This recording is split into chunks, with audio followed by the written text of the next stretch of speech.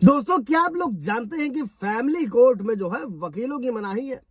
और family court में किसी भी प्रकार की पैरवी करने के लिए एक राइट के रूप में वकील को पेश नहीं किया जा सकता। जैसा कि आपराधिक मामलों में एक एडवोकेट को पैरवी करने के लिए पेश किया जाता है, जो भी अभियुक्त होता है और अभियुक्त का ये राइट होता है दोस्तों। और सिविल मामलों में भी क्या होता है कि राइट होता है और अधिकार पूर्वक एडवोकेट को जो है वो नियुक्त किया जाता है। जबकि दोस्तों फैमिली कोर्ट में एडवोकेट्स को एक अधिकार के रूप में पेश नहीं किया जा सकता। पर अगर कोर्ट ये चाहता है कि कोई एक पक्षकार है या एमएक्स क्यूरी के रूप में वकील को जो है वो नियुक्त किया जा सकता है, और तब ऐसे वकील के संबंध में क्या होगा, न्यायालय परमिशन दे देता है। और आमतौर पर यह देखा जाता है दोस्तों कि आजकल क्या हो गया है कि फैमिली कोर्ट में भी वकील लोग पैरवी कर रहे हैं। और इसका कारण सिर्फ और सिर्फ क्या है दोस्तों कि इतनी सरल प्रक्रिया भी पक्षकार समझ नहीं पाते हैं और उन्हें वकील की सहायता लेनी पड़ती है। और वादी और प्रतिवादी दोनों ही अपनी ओर से एडवोकेट को खड़ा कर देते हैं दोस्तों। अभी तो मेरे ही वीवर से मतलब क्लाइंट थे जो है, उनका 5 सालों से मुकदमा चल रहा था, महिला थी और घरेलू हिंसा हुआ, सारे मुकदमे हुए, मेंटेनेंस का पता ही नहीं था दोस्तों, जो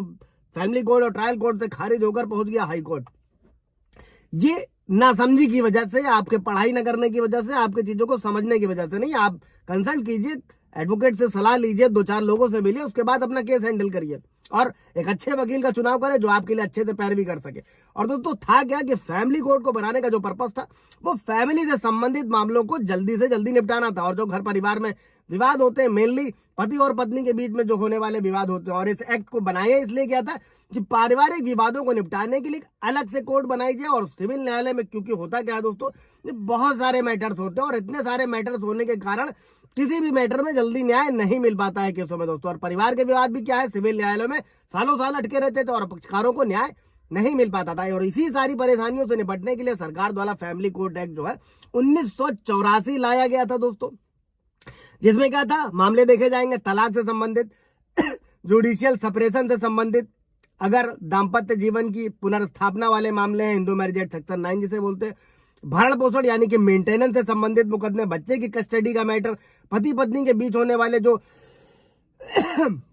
फाइनेंशियल डिस्प्यूट्स होते हैं, संपत्ति के विवाद होते हैं दोस्तों। और फैमिली कोर्ट द्वारा इन मामलों को ही सुना जाता है। और इस मामलों में क्या होता है, फैमिली कोर्ट में ही इन मामलों की अधिकता भी होती है। अभी एक चीज और समझिएगा दोस्तों, जो कि फैमिली कोर्ट की कार्रवाई होती है वहां पर भारतीय साक्ष्य अधिनियम जो है वो पूर्ण तरीके से यानी कि पूरी तरीके से लागू नहीं होते हैं। जैसा कि सिविल कोर्ट में जो है भारतीय साक्ष्य अधिनियम के जो प्रावधान होते हैं वो उनका बहुत ही गहनता से पालन किया जाता है। जबकि फैमिली कोर्ट में जजेस जो होते हैं दोस्तों वो किसी भी सबूत को देख सकते हैं और किसी भी सबूत के आधार पर निर्णय सुना सकते हैं। फैमिली कोर्ट अधिनियम के अंतर्गत क्या है, इसको देने का कारण क्या है कि जजेस को भी ये सरलता रहे, अपने स्तर पर तर्क और बुद्धि का इस्तेमाल करते हुए किसी भी मामले में निर्णय सुना सके। फैमिली कोर्ट में जो पक्षकारों के बयान होते हैं दोस्तों और जो मामला होता है उनसे जो संबंधित गवाह होते हैं, उनको वैसे के वैसा ही नहीं लिखा जाता, बल्कि क्या होता है एक औपचारिक रूप से बयान दर्ज कर लिए जाते हैं और बयान की जो मूल बातें होती हैं केवल उन्हें दर्ज कर लिया जाता है, बाकी सभी बातों को जो है इंपॉर्टेंस नहीं दी जाती है। और इस प्रक्रिया का भी ये उद्देश्य है कि जो न्यायाधीश है वो किसी भी गवाह के बयान पर मोटे तौर पर कोई एक मत ना बना ले। जबकि सिविल न्यायालय में और आपराधिक कोर्ट में क्या होता है दोस्तों, सेशन कोर्ट में, कि गवाहों के बयान वैसे का वैसा ही लिखा जाता है जैसा बयान उनके द्वारा दिया जा रहा है।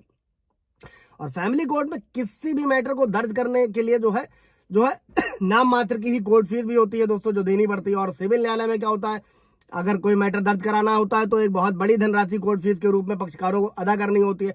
लेकिन फैमिली कोर्ट में कोई बहुत अधिक राशि कोर्ट फीस नहीं ली जाती। और फैमिली कोर्ट का जो पहला पर्पस है वो यही है दोस्तों कि पक्षकारों के मध्य यानी कि बीच में समझौता कराया जाए, परिवारों को टूटने ना दिया जाए। और जब कोई तलाक से संबंधित मामला पेश किया जाता है तो सबसे पहले कोर्ट द्वारा पक्षकारों के बीच समझौते का ही प्रयास किया जाता है। ये देखा जाता है कि क्या पक्षकारों का आपस में समझौता हो सकता है, क्या घर दोबारा बसाया जा सकता है।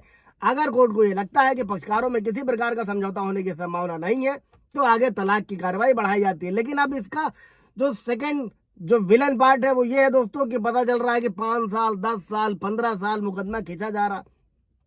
2002 में दाखिल किया है, 2019 में जजमेंट आ रहा है। तो ऐसे जजमेंट का भी जो है जब एज निकल जाने के बाद में उसका कोई अस्तित्व तो नहीं रह जाता। ऐसे में आपको क्या करना है, अगर आपका भी कोर्ट मैटर 5 साल 6 साल से ऊपर खींच रहा है तो आपको हाई कोर्ट